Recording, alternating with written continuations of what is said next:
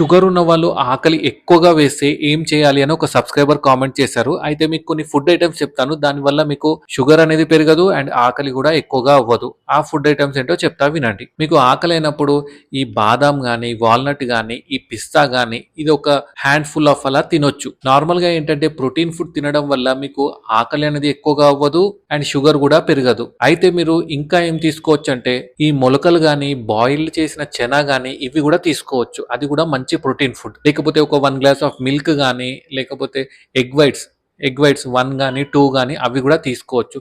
And కొన్ని fruits కూడా prefer చేయొచ్చు. దాంట్లో ఏంటంటే పపాయ గాని, గువావ, జామకాయ గాని, యాపిల్ గాని ఇవి తీసుకోవచ్చు. ఇలా మీకు ఎక్కువ ఆకలైనప్పుడు ఈ ఫుడ్ ఐటెమ్స్ తీసుకోవచ్చు. బట్ ఏంటంటే అసలు మీకు ఆకలి ఎందుకంత ఎక్కువగా అవుతుందో దాని రీజన్ ముందు తెలుసుకోవాలన్నమాట.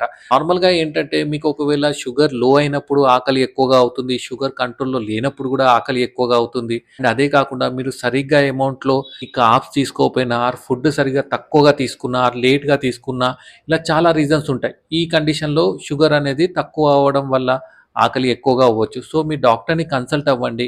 మీ డాక్టర్ చూసి రీజన్ ఏంటో తెలుసుకొని దాన్ని బట్టి మీ షుగర్ డోస్ తగ్గేయడమా, లేకపోతే మీ డైట్ చేంజెస్ చేయడమా చేస్తారు. అర్థమైంది గదా! మరి మీకు కూడా ఇలా అయినప్పుడు మీరు ఏం డైట్ తీసుకున్నారో కింద కామెంట్ చేయండి. Thank you.